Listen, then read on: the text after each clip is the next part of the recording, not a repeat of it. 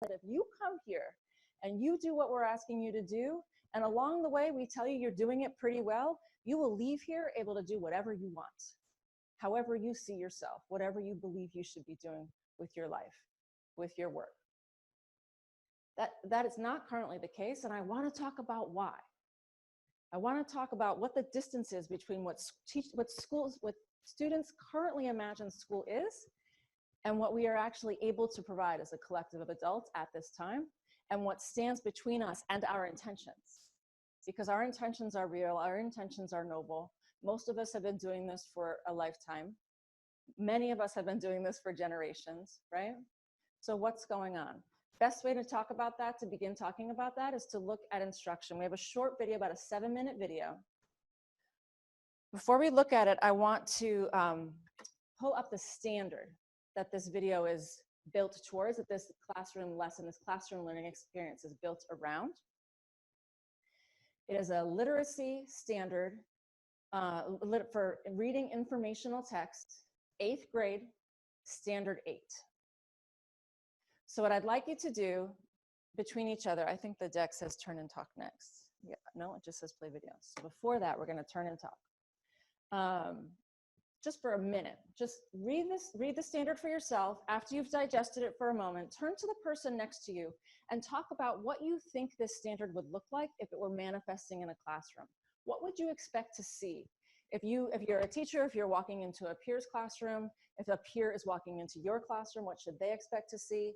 If you're a supervisor or a coach, regardless of your role, if you were entering a classroom or working in a classroom, what would you expect to see aligned with this standard? So just read it and talk to each other about it. Just about 2 minutes, minute and a half. And then I'll just kind of pull you back.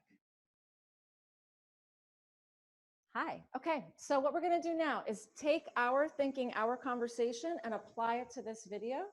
Just a few minutes of classroom instruction around a singular text. See what we think, what's going on in here.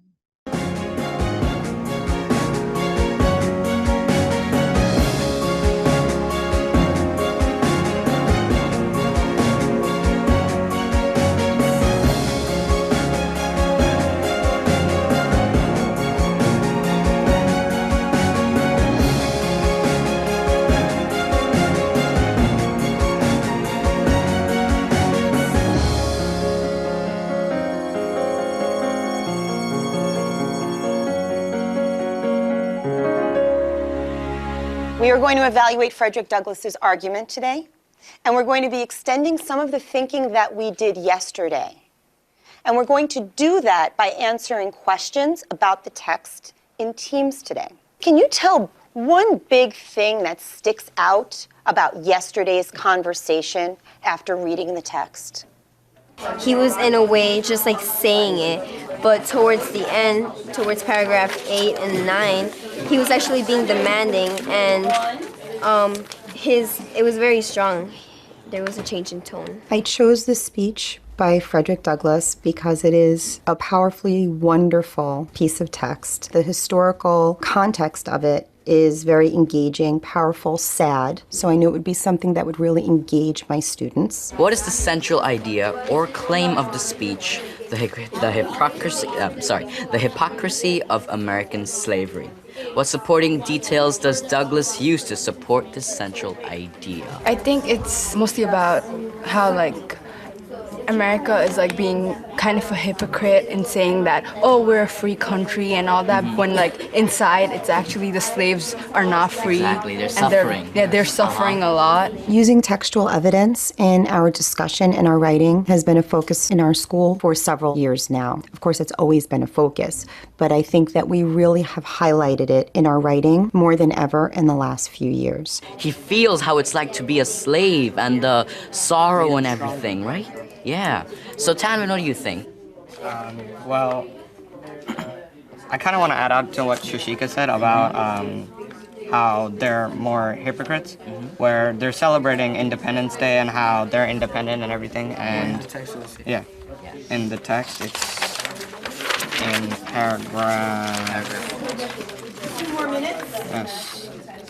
On 8. What to the American slave is your first sentence? Okay. What what to the American slave is your 4th of July?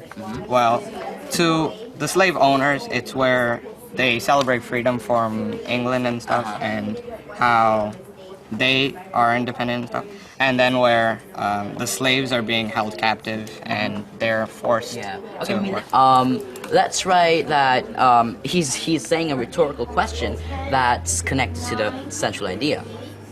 I was really pulling on a lot of the work we've done all year, both in terms of my classroom procedure and practices, how kids work in teams, how kids talk about text, how kids can go back to the text and be able to support the things they're thinking and saying to their peers. He's basically calling America hypocrites because they, on July 4th, Douglas gave his speech, and basically that's when America gained their independence, but slaves were not free then, so they're basically hypocrites now. Does anyone else like to add on? In paragraph 8, it states, to what American slave is 4th of July? And like 4th of July is like where America got its independence, and like everybody should be free. And they're treating the slaves wrong because they're not free. We have focused a lot on close reading this year and annotating text. And so because this was such a complex text, they really had to pull upon all of those reading and writing skills, finding text-based answers, using those answers in their discussion. First of all, we know that the question is, does this weaken his position or strengthen it? And we said that paragraph 5 actually helps this argument because he is making them realize that, that if you can't understand something so simple about slavery, that it's wrong, then there's something wrong with you because... In paragraph 5, he says, must I argue that a system thus marked with blood and stain pollution is wrong? No, I will not. So he's not going to answer it because it's obvious. It's like a rhetorical question, yeah? And if you don't understand it, then there's something wrong with you. So he's given a question in a way that would give an offense to you just to bring him to your side. I agree with you. It's a way of like persuasive writing. I'm impressed by my students' ability to use the strategies that I've taught this year through discussion, annotation, writing about text, looking for text-based evidence to support their thinking. I'm very proud of the fact that they now approach a difficult text in a new way. July 4th is a day of independence, and it's going against the American way, like he said over paragraph.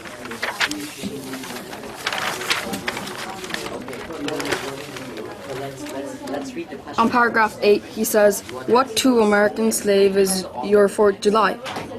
I answer, a day that reveals to him more than all other days of the year, the gross injustice and cruelty to which he is the constant victim.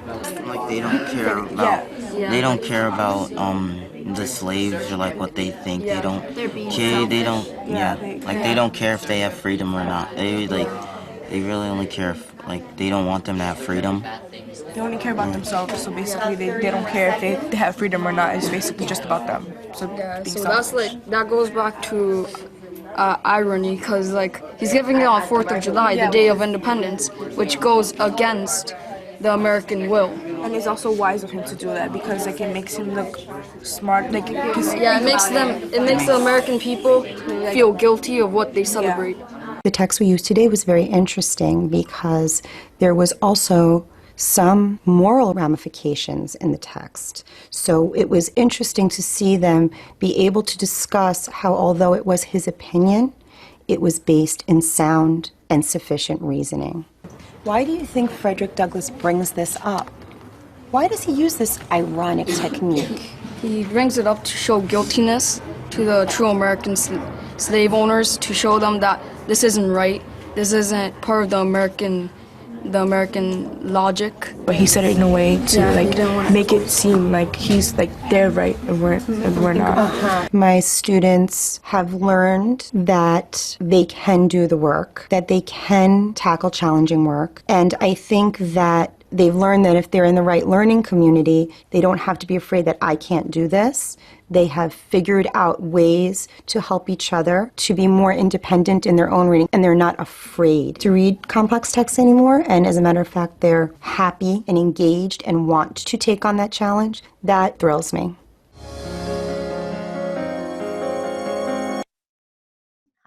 Welcome back. What I'd like you to do now is just turn and talk to each other about what you saw in this video, right? You read the standard earlier. You have a lot of experience looking at teaching and learning, thinking about teaching and learning, planning and executing teaching and learning. I'd like you to just talk to each other about what you saw play out in this video.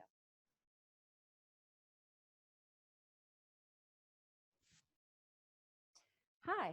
What I'm going to do, which is a little bit awkward and not what my preference would be, because I'd like to include everybody in this little just share out, so I have a sense of what's going on in the room, what's sort of in the air of the room.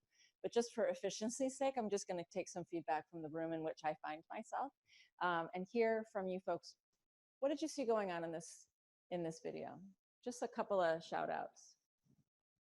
What did you see?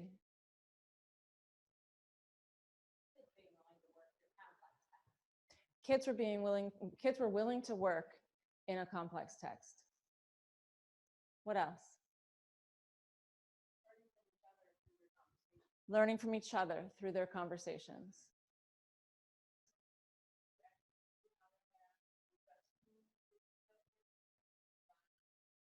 Students knew how to have conversations with each other, including interacting with language from the text.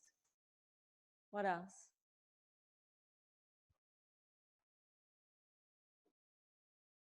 Yeah.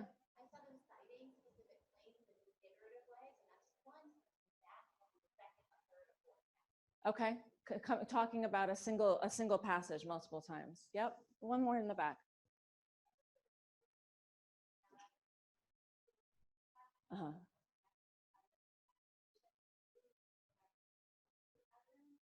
Yep. So evidence of annotation, evidence of having worked through this text multiple times.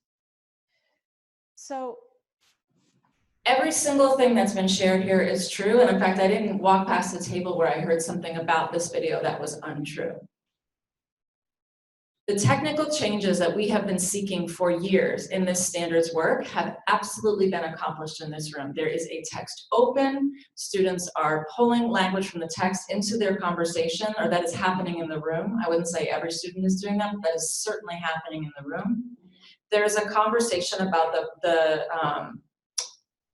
topic at hand that is not only organized, but also quite congenial and collaborative. That is all true, that is all good. That was good enough for us in 2011 when we posted this video as an exemplar. It's been good enough for every room I've played it in since. And it is a video that teaches us that we can be distracted by standards-like behavior, by the technical fixes of standards work, without catching the fact that almost no one in this room is actually reading. And I want to tell you what I mean by that. The sentence, the part of the speech that is referred to and discussed, and in some cases by some students who appear to be higher performing, deconstructed, the sentence that is being mentioned at every single table is far and away the least complex sentence in the entire speech.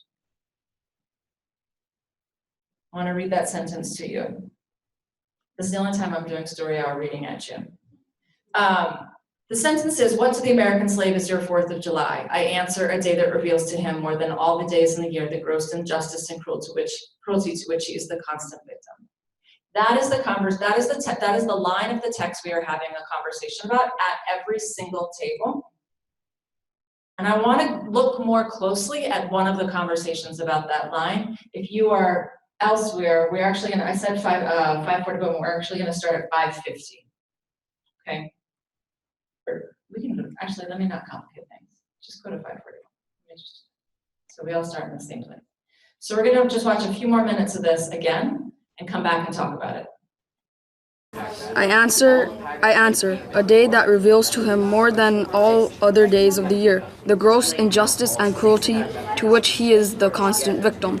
Like they don't care about, they don't care about the slaves or like what they think. They don't care. They don't. Like they don't care if they have freedom or not. They really only care if like they don't want them to have freedom. They only care about themselves, so basically they don't care if they have freedom or not. It's basically just about them. So Yeah, being so that's selfish. like, that goes back to irony, because like he's giving it on 4th of July, the Day of Independence, which goes against the American will. And it's also wise of him to do that because like it makes him look. What did you see in that conversation, that brief moment?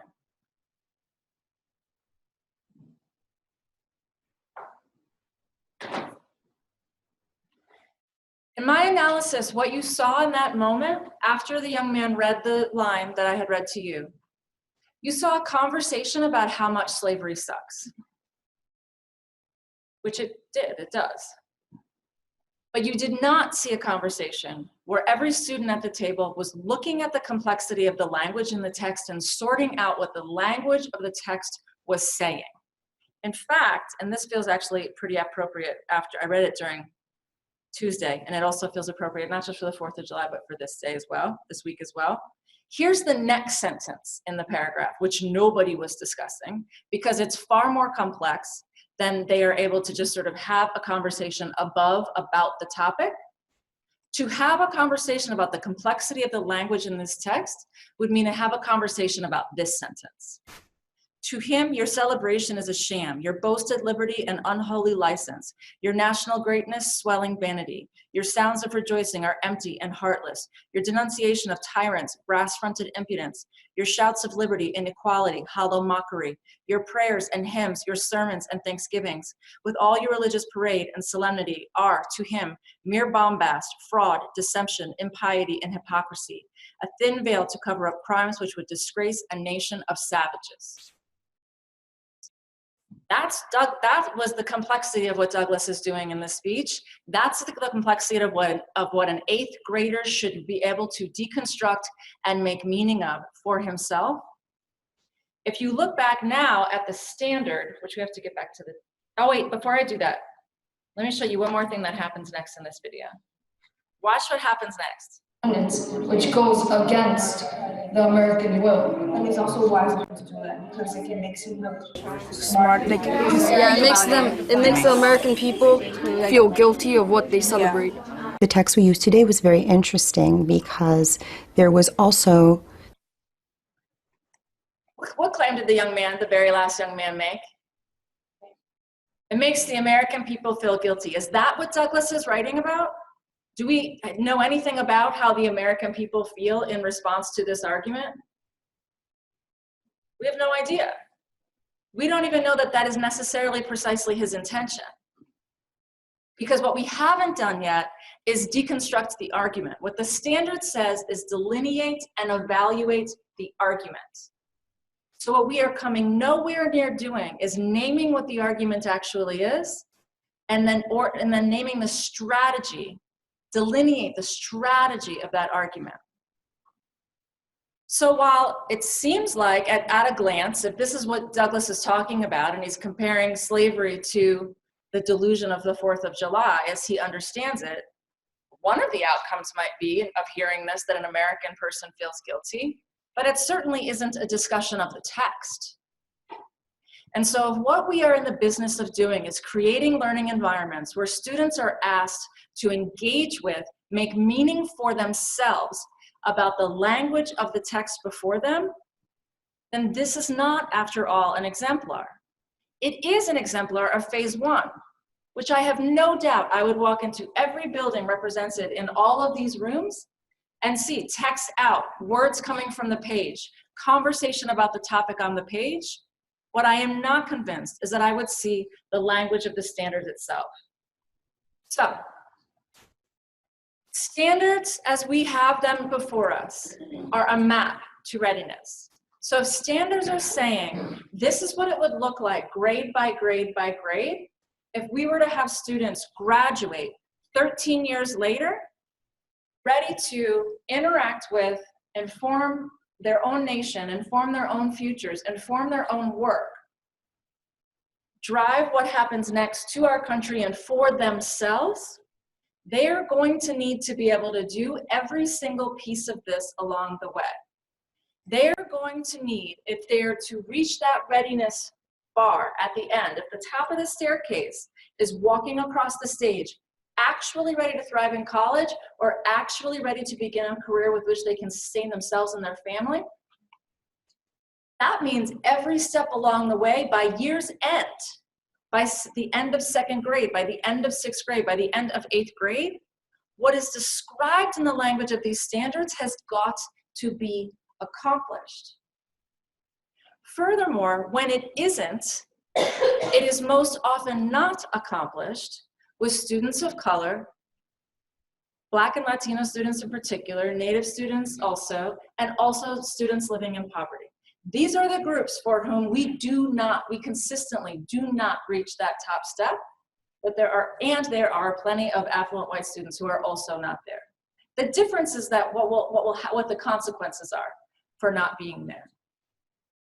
But either way, if that top of that staircase is the bar, the absolute truth is that we are currently not getting there. Let's just look for a moment at the top of the bar. Take one more second. I don't want to lose anybody, any place. But just take one more second, pick one of the standards on this screen. This is an 11th and 12th grade set of standards. This is what it would look like if they walked across the stage, ready to go do what they must do next, to thrive, to contribute, to have meaningful work. Just pick one of them, talk to each other about what that would look like in a 12th grader, and talk about, do you know any 12th graders like this? So,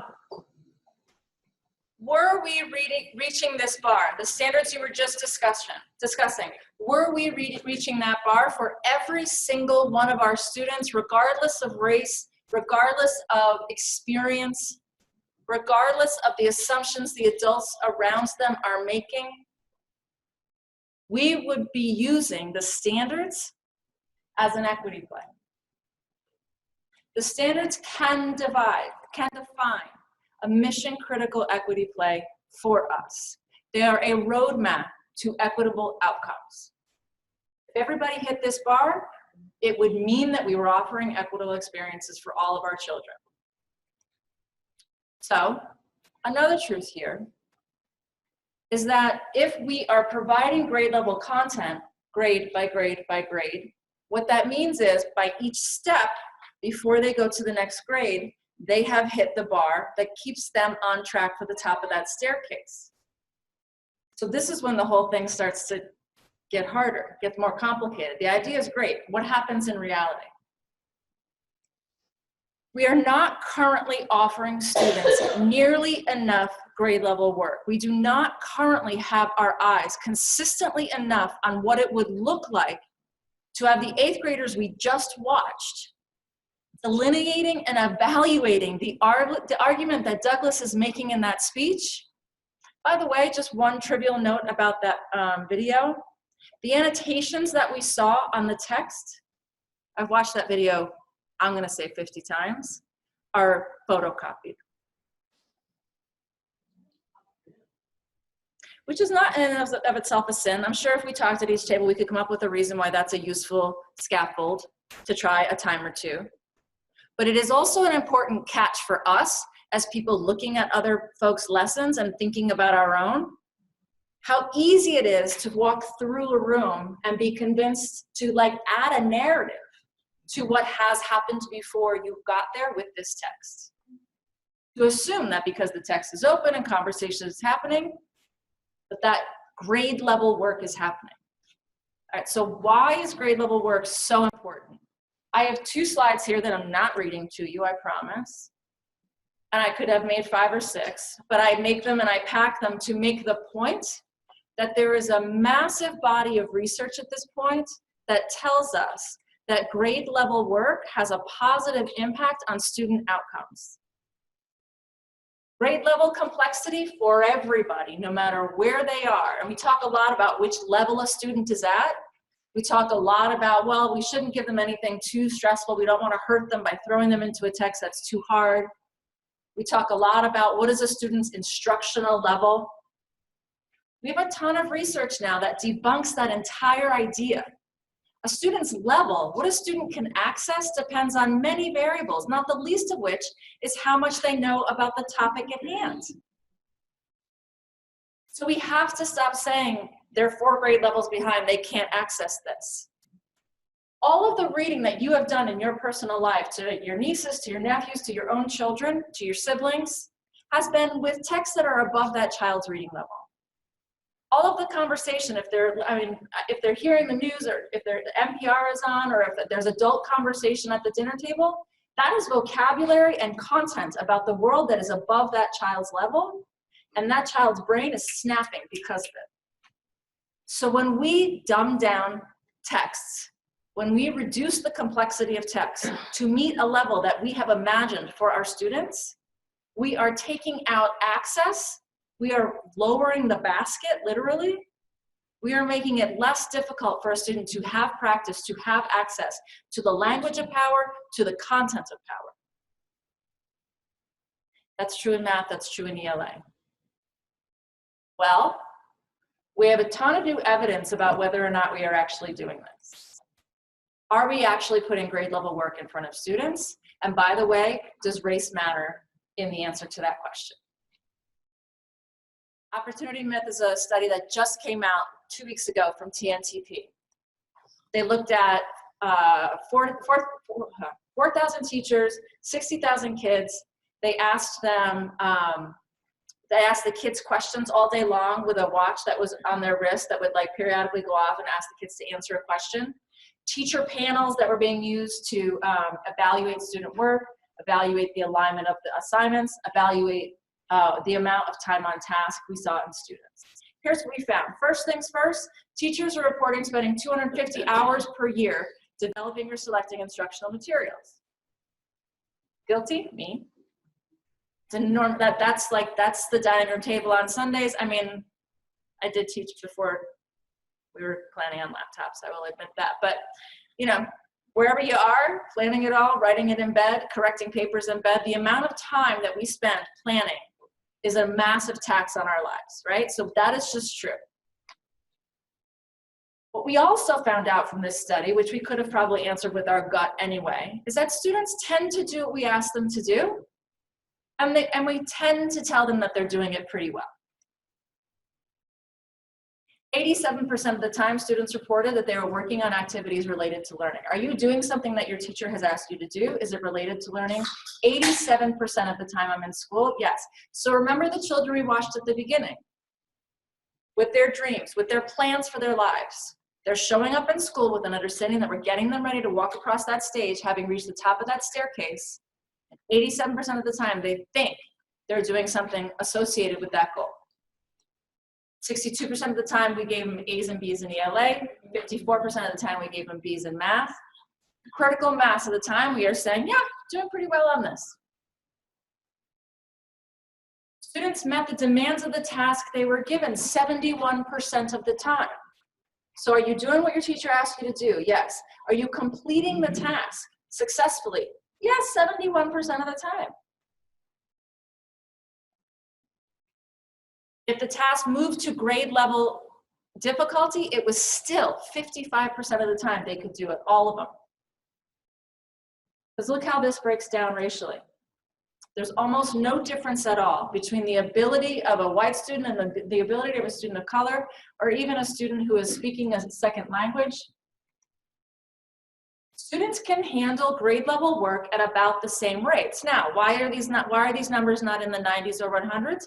Because if students are below grade level, have proficiency rates that are below grade level, it means they are going to need some supports, some ability to access, some of the time. But it for sure means that they can handle it if we throw them at it. We have to remember when we're talking about this, the difference between toxic struggle and productive struggle, right? Well, when we start to break this down, we say, okay, so students waste about 81% of their time on below grade level work, just across the board. Are they doing what we asked them to do? Yes. Is it grade level work? Basically, no. Well, when we start to break this down by race, it gets much more complicated. What percentage of your time do students get access to grade level content? White students, 34% of the time, students of color, 22, English learners, 20. What's that about? Because we work so hard. We talked at the beginning how, you know, half of the people who did the survey at the beginning of the hour is saying, yeah, no, it's okay. I mean, I make it myself. It goes pretty well most of the time. And that's absolutely what I thought. It's absolutely what every teacher around me thought. My mother still believes about her own content.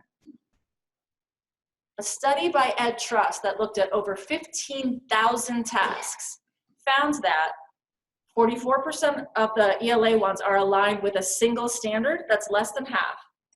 13% require students to even begin to cite evidence from the text, which is the thing we started looking at with the Douglas text, right? Like, yeah, they can pull the words, but can they actually cite it in a way that is meaningful and relevant to a task?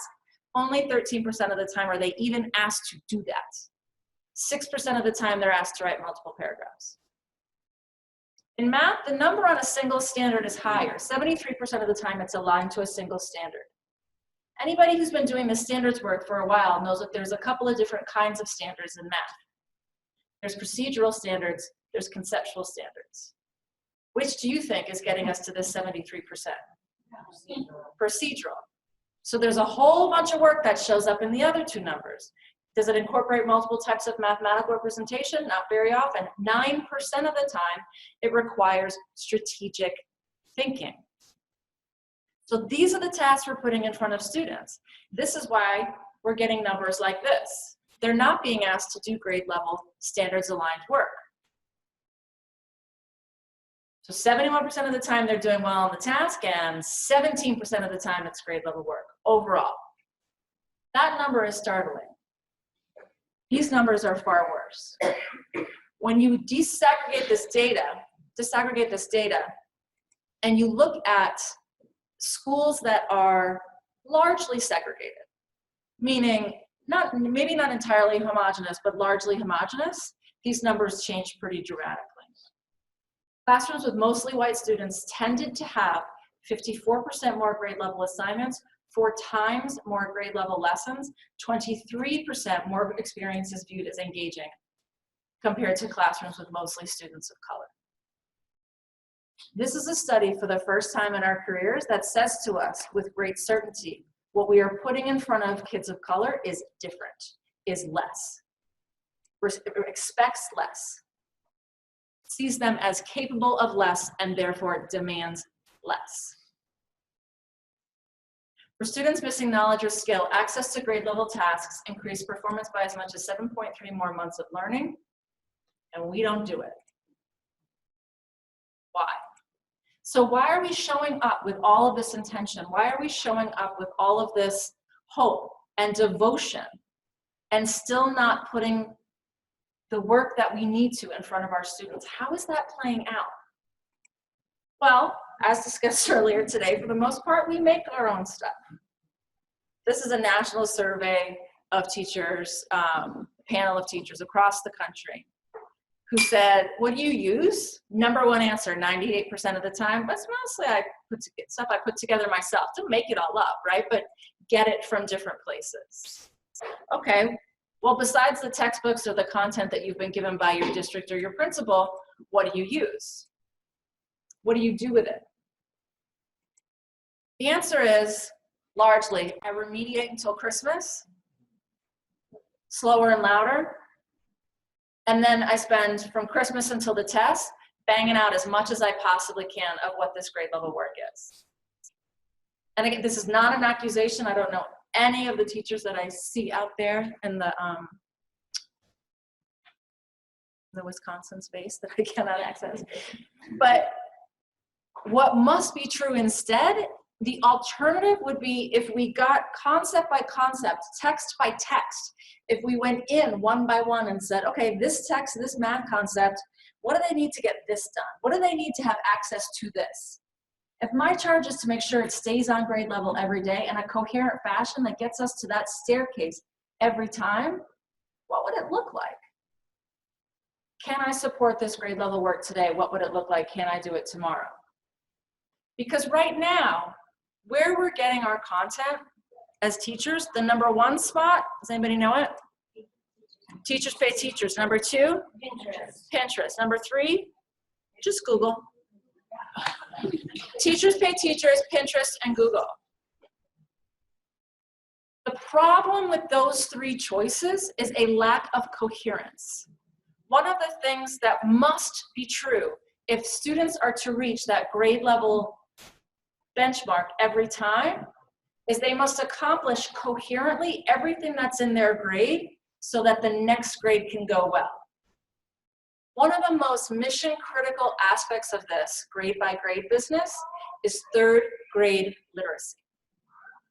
When students walk into third grade, according to the standards, according to a question of readiness a few years later, a few short years later, when students walk into third grade, they must be ready to read to learn. They must be ready to get information from the page, make sense of it, and use it to understand and deconstruct the next piece of information they encounter. If when students arrive in third grade, they are not ready to read to learn because the second and first grade level stairs have not been met, and they get to that third grade level stair, and they can't get information about the world or the words that come with that information from the page, then they walk into fourth grade and encounter fourth grade texts with meaning that they can't access because they don't have the third grade concepts or the third grade words. And anybody who has taught or principaled or supervised secondary knows that the students who are not on grade level in third, that has compounded and escalated by ninth grade. It is the exact same students who cannot read in ninth. So every single year of this counts, and the only way it's going to move is if we organize ourselves year by year around what we are putting in front of our students.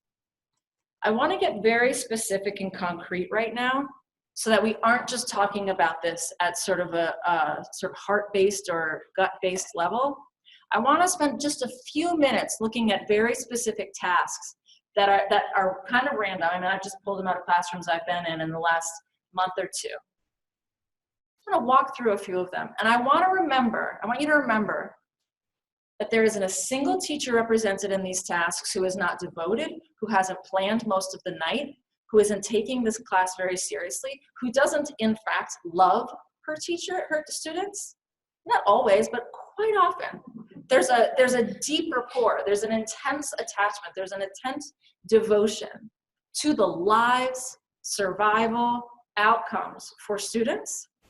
So none of this was done with, lackadaisical, whatever is in the drawer, throw it in front of them.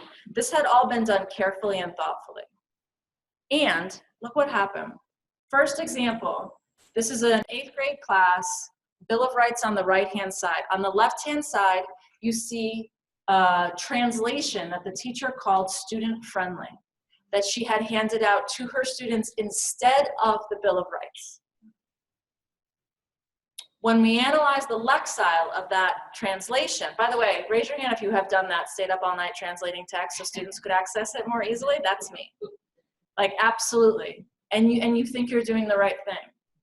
But in actuality, without intention, she had accomplished a 2nd grade lexile for her 8th grade students. Text in Bill of Rights includes words like, Congress shall make no law respecting an establishment of religion or prohibiting the free exercise thereof. And then tasks were given. This handout was given. And the handout said, I'll just read the directions, read each person's story and decide if that person has a right. If so, which of the amendments found in the Bill of Rights gives them that right? This is a standard we could associate with that task, with that study. Cite the textual evidence that most strongly supports an analysis of what the text says explicitly, as well as inferences drawn from the text. That's the work the students should be doing with 8th grade text. The students are already doing it with 2nd grade text. So what are they being asked to do with that 2nd grade text? Here's the question. I'm a Buddhist. I just moved to a new town that has banned all religion. The sheriff has threatened to arrest me if I don't take an oath against all religion. Do I have the right to practice religion? Which amendment is that about? Which right? Which freedom? Freedom of religion. Did you need the Bill of Rights in front of you to discuss that? No, you did not. So the conversation we saw about slavery during the Frederick Douglass text time is very similar to the conversation, I'm sure you can imagine it, that was happening around in the Bill of Rights time around this freedom.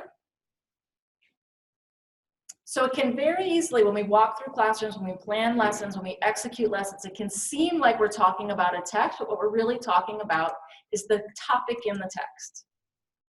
That's very different. Here's another example. This is a text that was in front of 6th graders. It's a 4th grade level book called The Schwa Was Here. So again, we've got 6th graders working at a 4th grade level with a text. That's problem number 1. Problem number 2 is the task that's being asked. Is social invisibility self-imposed or imposed by others?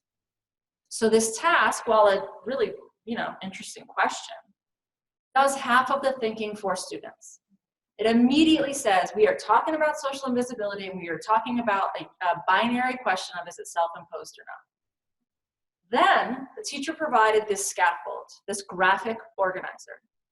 Graphic organizers make me a little strung out. They are not inherently problematic, but they almost always go too far by doing too much of the work for students.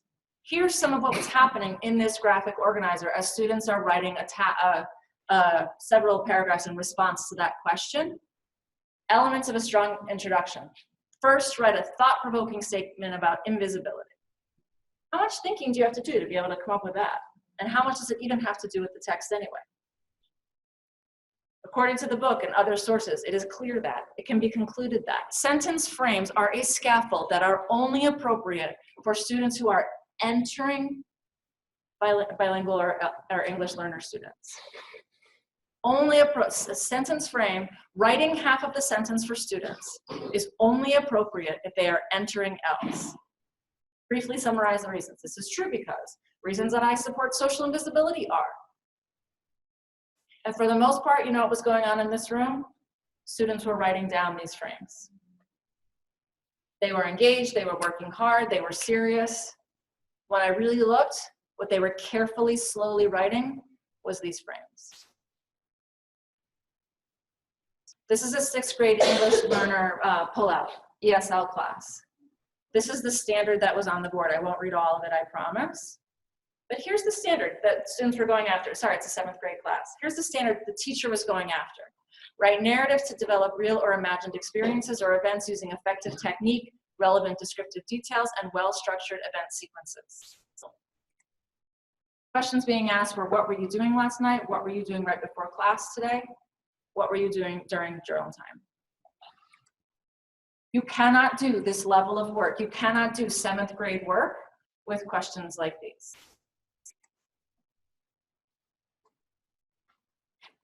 One last example.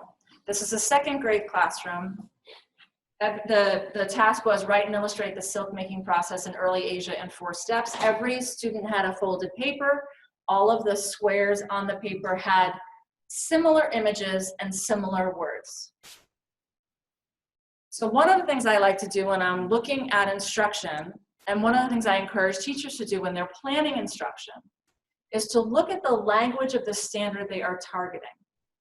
Or if you're using aligned curriculum, look at the language of the standard that is being targeted. If you're coaching or supervising instruction, look at that standard. If what you're seeing or what you've caused an execution or what you're looking at an execution does not line up to the language of that standard, one of the exercises you can do is go down the line and look at that standard for younger grades. So this standard for grade 2 says, write informative explanatory text in which they introduce a topic, use facts and definitions to develop points, and provide a concluding statement or section. Well, that's not what was going on. So what's the kindergarten version? Use a combination of drawing, dictating, which is copying down words that are being given to me, and writing to compose informative explanatory text in which they name what they are writing about and supply some information about the topic. Maybe for most of them it was kindergarten level work. But if we think about that 3rd grade level stare, and we know this is their last shot, we are burning daylight before they get to that 3rd grade moment, that defining 3rd grade moment of can they get words from the page? 2nd grade cannot be used on kindergarten level stuff. And again, this is done with intention, this is done with care. This is done in a classroom that feels joyful, right? It's just that what is happening in the room is unjust.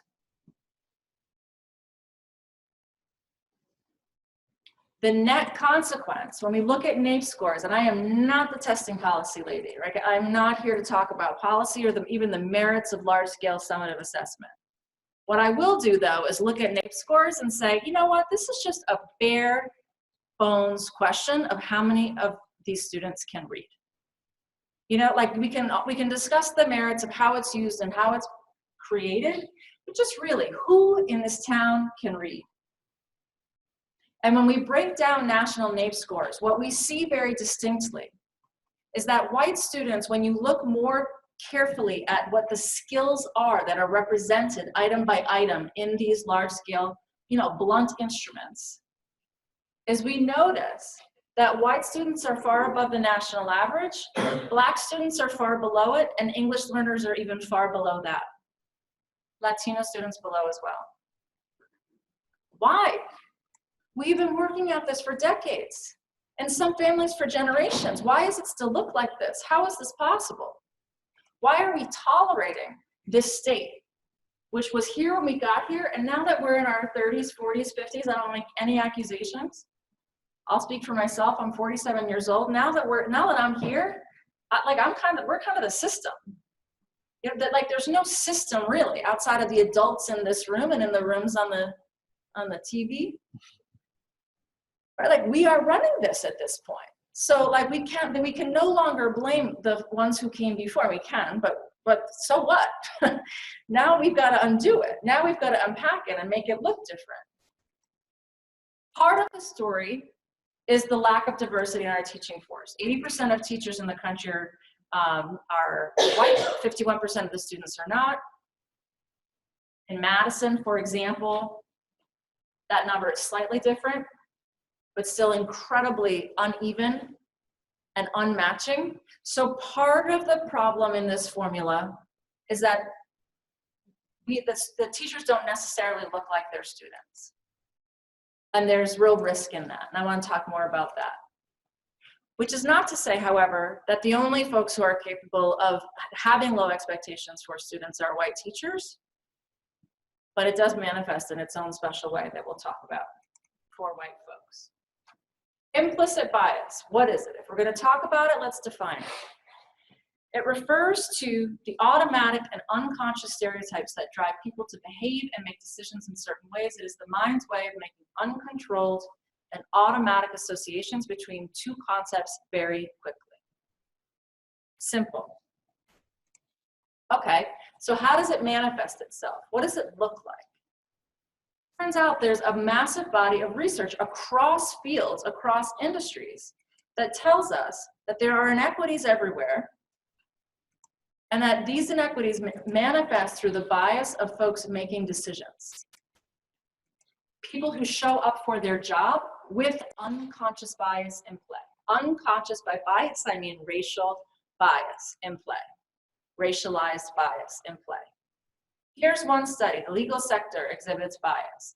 There's a memo written by a hypothetical third-year litigation associate sent to 22 different law firms, 60 partners, diverse set of partners, by the way, looked at this memo.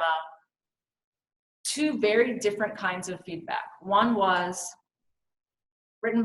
theoretically written by a Caucasian writer. Feedback was generally good writer, but needs to work on such and such, has potential, good analytical skills.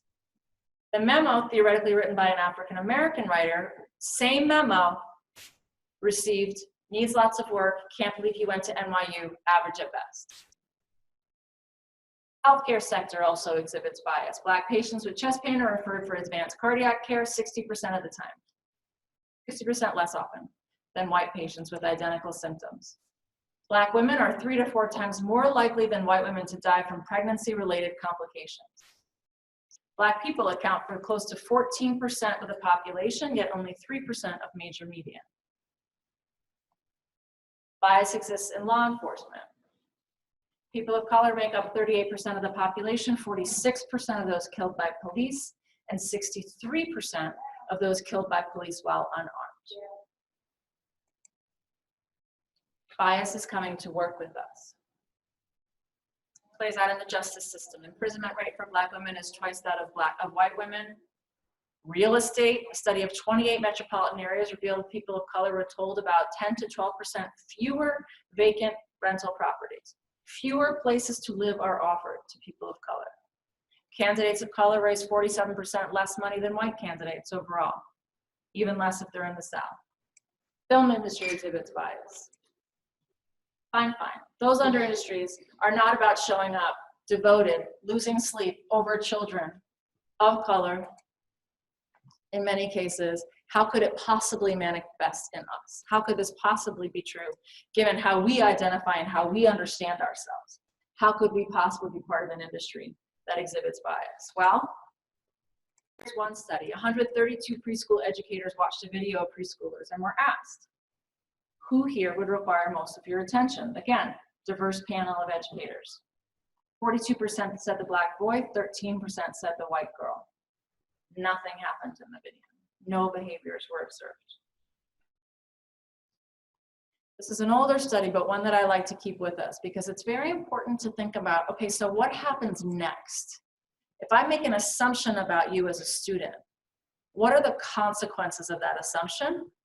And here's one study that reminds us that teachers who stigmatize types of students modify how they teach. We learned that from TNTP, right? What we put in front of them. I would even argue that when we look at the African-American boy in the video we watched together, the first time I watched it, I'm not gonna make a specific accusation for all of you, but the first time I watched it, it was good enough for me that he was engaged in having a conversation about what I believed for a moment was the text. And I didn't hold myself to hold him accountable for a far more rigorous discussion of what was written on the page. We walk through our lives, we walk through our lessons, we walk through our roles, whatever they are in this system, and when we see students of color not being given more rigorous work, too often it seems good enough. And we don't notice that that judgment or that decision is driven by what the child looks like. It modifies how we teach, how we evaluate, and how we advise them, leading to poor educational outcomes for stigmatized students. We also have evidence of bias that plays out in our discipline, numbers, city by city, state by state. Madison, Wisconsin, Milwaukee, Kansas, Los Angeles, Boulder, Colorado, across the nation, Black and Latino students are suspended at disproportionately higher rates. Black students are enrolled in gifted programs at disproportionately lower rates. Black and Latino students are enrolled in AP courses at disproportionately lower rates. In Wisconsin, for example, Black and Latino students make up 39% of the population and 17% of the students taking AP classes.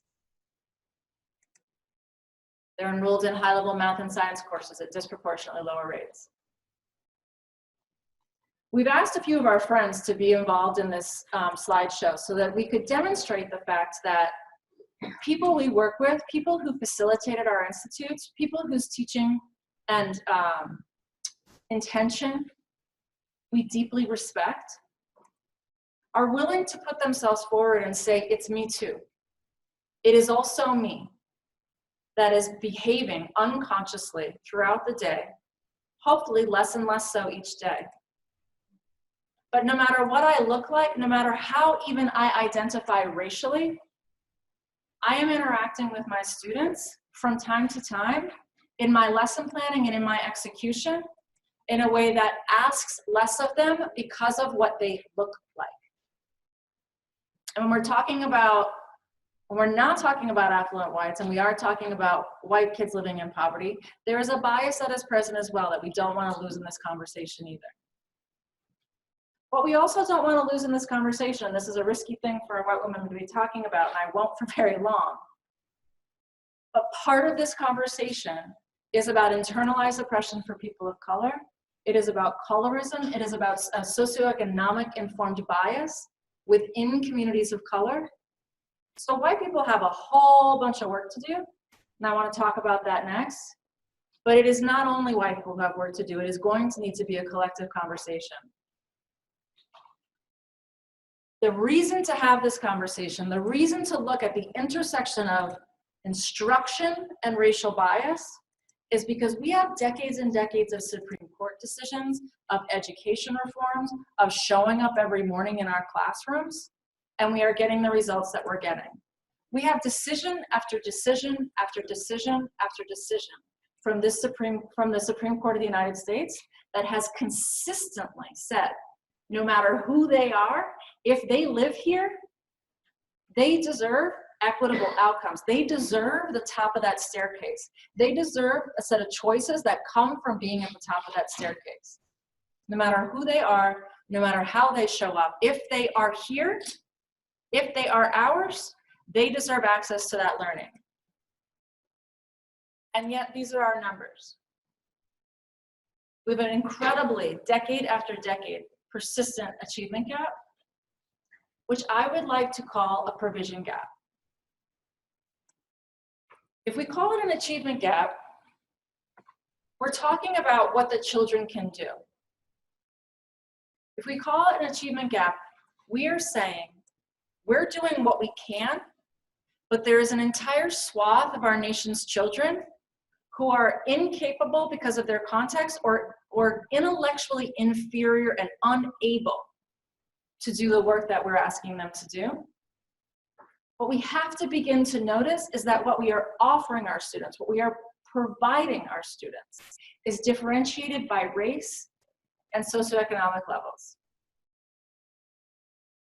but quite a bit more by race. This is Wisconsin's provision gap. One last bit of data on this. There is, this is a study out of New York City, which is one of the highest performing urbans in the country. Just a quick analysis of the data there. A cohort of students coming in at 3rd grade and leaving at 8th. Across socioeconomic strata, high performing Black students and low performing Black students coming in 3rd grade. By the time they leave in 8th grade, no matter how they enter, no matter how we receive them, students are leaving lower performing than they started. This, again, transverses socioeconomics. Transverses borough in New York City, which is geography. No matter how we receive them, they come out having been served less. This is a provision gap. So we talked about this 3rd grade business. This, can they read in 3rd grade? And what happens as a result if they can't? This is my cry for please take K2 literacy seriously. 85% of Black and Latino students in Madison are not on grade level in 3rd grade. Does that mean you're not showing up every day with incredibly careful lessons for K through 2? No, it does not. What it means is that our instruction does not yet embody the research. It does not yet embody a coherent plan that would cause 3rd graders who can read to learn. We don't yet do it. We don't yet honor what we know from research. We don't yet have coherence aligned materials that would help us do that. The inequity of the outcomes of our schools, of our classrooms, has dire consequences. Students who leave school without diploma, which is a very differentiated number. In Wisconsin, here's the students who leave without a diploma. 92% of white students, 67% of Black, with a diploma, 67% of Black, 80% of Latino students. Graduation rates have gone up nationally, and they've certainly gone up here. However, when looking at ACT college readiness benchmarks in 3 or more subject areas in 2017, those numbers changed very dramatically. When we're talking about who's actually ready when they get to college, who's actually ready when they get that diploma, who's actually ready when their parents are crying in the audience saying, oh my God, I got him through. These are the numbers that they're actually looking at, and we're not telling them the truth about it. We're not even dealing with the truth ourselves. When they get to college, when they walk across the stage with our diploma and they go to college and they're not ready, if they take a single remedial class, meaning a high school level class that is not credit earning, that is not credit bearing, but costs money, the likelihood of them dropping out with debt and no degree goes up exponentially. One class, and the more they take, the worse it gets. If they don't come out of this with a degree, they're less likely to be employed. They're likely to earn less. This is the system that we are serving them. This is the system we are offering them. When we look at ourselves as the adults in the system, we have to notice, this is something Heifetz points out for us, there is no such thing as a dysfunctional organization because every organization is perfectly aligned to achieve the results it currently gets. We are not shocked by our outcomes because we know we are present in a system that causes these outcomes. So unless we take personal responsibility for our own sphere of influence, what is it that I as an individual can affect? What is it that I as an individual am empowered to change around this reality? What can I do? And should I feel compelled to do it? These are widely seen images of racism in our country. Right? We've seen the events that have transpired in recent months and years. And we have strong feelings about them when they occur. And we know that we want to be defined as anti-racists. We know that we believe racism is wrong. We know that racism should be confronted. When Charlottesville happened, for example, this was an opportunity for white people everywhere to say, obviously I'm not a racist because I wasn't there with a torch. Right? There were hashtags, this is not us. No, it's not. American racism, most of the time, is significantly quieter and less conscious than this. When racist ideas, which include intellectual inferiority of people of color, or contextual inferiority of people of color, manifest in us, it is often unconscious, it is often unspoken, it only manifests through micro decisions, moments that we don't necessarily even see. But if we are disturbed by all of this, if we Facebook about all of this, if we talk over drinks about all of this, or coffee or Thanksgiving dinner, we need to also be talking about this. This is our sphere of influence. This is where we can cause change. This is where we're in charge of it.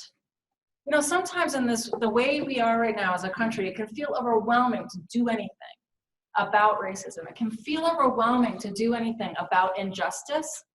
We are walking through our own lives, watching and even causing injustice to manifest constantly in our schools. So if we are the system now, and we are clear that there is systemic racism, we are clear that the system as a whole, as a collective, is causing injury to students of color systematically, it's in our control to do something about it, and we shouldn't act like it's not. So what do? We have a hypothesis at Unbound Ed. 5 charges, 5 things you can do, 5 things you can focus on immediately, 5 action items that you can take on as an individual, no matter what your role is, in order to cause this change. First things first, adopt an aligned curriculum. Please, for heaven's sakes, it is not about creativity, it is not about autonomy. Who we are, the art of who we are as teachers, does not evaporate the second we start using an aligned curriculum. What we have is a roadmap. You know, if you're taking a walk through nature, just because there's a trail in front of you does not mean you are no longer present in this environment and having your own experience with it and making your own meaning of it, who you're there with, what you choose to do on that trail, which fork you choose to take in the road. That's all still you. That's all still your humanity. But you don't need a machete to say you've been on a hike, right? Like, you do not need to carve this road by yourself. You do not need to sort this out as an individual. A good teacher does not a good curriculum writer make. So in our world, as we built Engage New York, and as I've watched this high quality curriculum work develop over the last several years, what I have come to understand, and I speak for myself as well as my staff, as well as anybody I've worked with, or seen, or watched, or heard about, it takes about 1.5 years for a good teacher to become calibrated as a standards aligned curriculum writer. I don't know about you, but as a classroom teacher, I didn't have 1.5 years, right? Because the issue is tomorrow. So if you start using free online content, you can find a bunch on our website. Let me show you that first. Where is it? That's our website. Just come on, poke around, you'll find it. There's good free stuff on there. Two things I want to say about the research behind this, not just the conversation we've been having, but also there's a body of research on this too. If you use aligned materials and do absolutely nothing else, you will get a significant bump in student performance. We know this. And the effect of an aligned curriculum, or high quality curriculum, is comparable to the effect of a high quality teacher. So if you know in your heart that you're a good teacher, you are having a positive effect on your students. It's measurable. High quality curriculum has about the same impact. But if you have a high quality teacher who is using crappy curriculum, meaning unaligned curriculum, meaning curriculum that has not been greenlit by an organization who concerns itself with finding out if something is aligned to the standards, is aligned to that staircase. If you are using content that is not aligned to the standards, the impact of that decision is to have a more negative result than even a good teacher can accomplish. So effective teaching gets outweighed by curriculum that's not good enough. So you're undoing all your high quality efforts without using that roadmap, without using that path in front of you. And you must think about this curriculum question as an equity question. You must think about who has access to grade level high quality work and who does not, and what can I immediately do about that today? It is to provide high quality content to students of color. Because currently, no matter what you mean to do, they aren't getting it.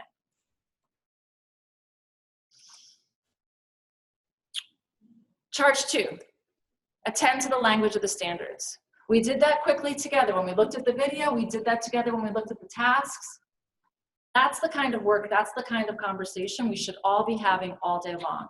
If I had one wish for every supervisory or coaching conversation to happen today and moving forward, it is for everybody to have the app open with the standards on it and say, what is going on in this room? And is it good enough for this student at this grade? Is this student being held to a standard? Is this student working against the standard as it is written, the entire sentence, not just one of the words? If it's a word, if it's a standard about theme, it is not enough to be teaching them what a theme is and having them guess what you think the theme is. Right? If it's a standard about theme, the question needs to be, what is the main idea in this work and how do you see it developing over the course of the text as it interacts with a variety of things depending on which grade you're in? Like, these are deep, complex questions. The standards of the language are much more complicated than we behave often. Number 3, am I running out of time? I'm getting, okay. I'm all right? I have 5 minutes, is that good? Yeah. Okay. Charge number 3, talk about race systematically. We aren't used to talking about race together. White people, for the most part, aren't used to talking about race at all, which is part of why we're so frustrating when we show up to a conversation about race with people of color, because it's the first time we've thought about it, much of it at all. We immediately have emotions about it. Those emotions are hard to watch and witness and listen to for folks who, people of color who have been working with race, working with the challenges of racism for their entire lives. Our colleagues of color and our students of color can step in and out of conversations about race. White people have had the choice to stay out of it, to not think about it and to not worry about it. Because we live in a bubble. We live in a bubble that's been constructed by inequitable housing, inequitable schools, by a segregated world. Even though we think of ourselves as in this country as a melting pot, which is a problematic concept to begin with, we live very separate lives for the most part. 69% of whites say the people they live around are mostly of the same race.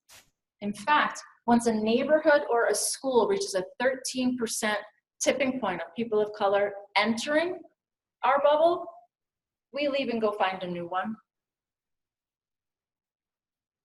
75% of white people don't have any non-white friends. What this means is that we haven't thought about the injustice of racism or the way it manifests in the lived experiences of our colleagues of color every day. It also means that we have absolutely no stamina for talking about how hard that is. It also means we have absolutely no stamina for talking about the role we as individuals might have been playing in it all day today, or last week, or this morning, or during a meeting where I wasn't thinking about any of it. This is why white women cry when we start talking about race intersectionally. This is why white people are so immediately defensive when we hear that we might have said something that offended or hurt someone of color.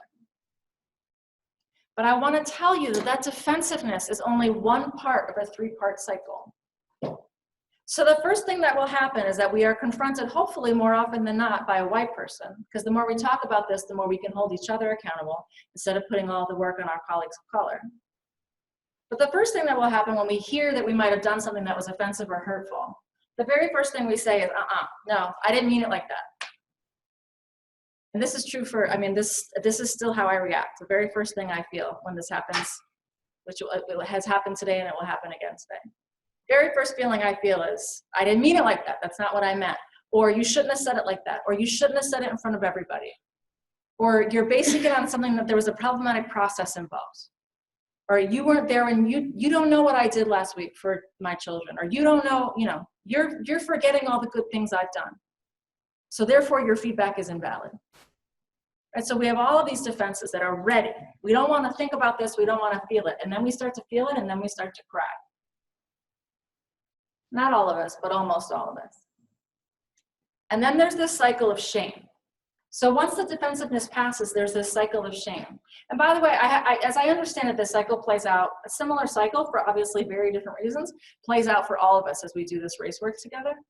There's a cycle, there's a piece of defensiveness, and then there's a cycle of shame of like, oh my God, I cannot believe I contributed to this. I am actually one of the bad white people. I should just get a different job. I should do something different. I should just go back to my bubble and stay there so I don't hurt anybody. Right? There's like this defeatism. There's this nihilism about it. Like, oh my God, never mind. Right? Or then you're looking for your own pity or someone else's pity. But then guys, the very next thing that happens once that shame and sort of surrender has been tolerated is that we get through to the next part, which is about action. Then we start talking about how do we fix this. Then we start talking about how do I undo the damage I did this morning. And by the way, it doesn't always mean rushing and apologizing and having a one-to-one conversation with the person of color you may have injured or the children of color you may have injured. What it really is about is, as Maya Angelou says, no more, do better. Fix it now.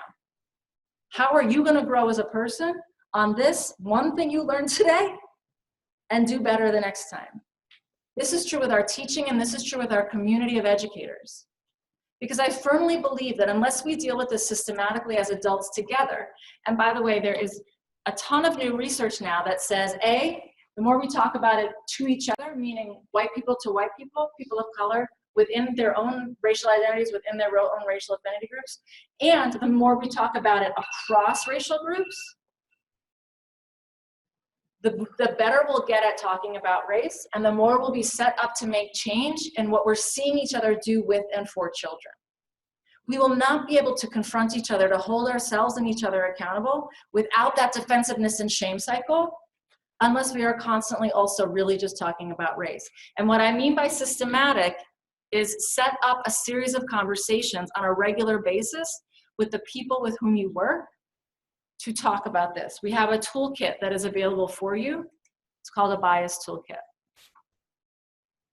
This is just my mom showing up in my presentation saying, could we just, right? Because that is how white people feel. We live in this planet. We live in this world. We don't want to do this. And in many cases, it doesn't feel that safe for anybody involved. But safe and comfortable are two very different things. You don't have to be comfortable. In fact, you're going to have to be uncomfortable if you want to change this. I can't have King up and not say what he said. This is something to think about as we think about whether or not we want to take on systematic conversations about race. I have reached the almost regrettable conclusion that the Negro's great stumbling block in the stride towards freedom is not the white citizens counselor or the Ku Klux Klaner, but the white moderate who is more devoted to order than to justice. Like, that's order. More devoted to order than to justice, who prefers negative peace. There's suffering elsewhere, but not here. Who prefers negative peace. And by negative peace, I also mean our classrooms, our schools. If they feel joyful and happy and the culture's all right, then do we really have to get into this? A negative peace, which is the absence of tension, to a positive peace, which is the presence of justice. If we are about fighting injustice, if we are about fighting inequity, we are going to have to deal with it. We're going to have to deal with it within ourselves. Charge 4 is your own personal work. That's supposed to be a mirror. And charge 5 is to think about this as an adaptive change. What I mean by adaptive change is just read the first bullet here. Adaptive change requires changes in values, beliefs, behaviors, habits, loyalties, priorities, who we are and how we function fundamentally. The first part is easy.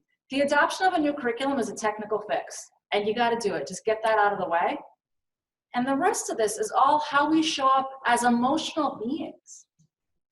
This becomes hard. This becomes painful. When you're asking folks, and when you're asking yourself or your colleagues to change literacy practices to which we've been committed for decades, that's like, what are you saying about what I've been doing with my life?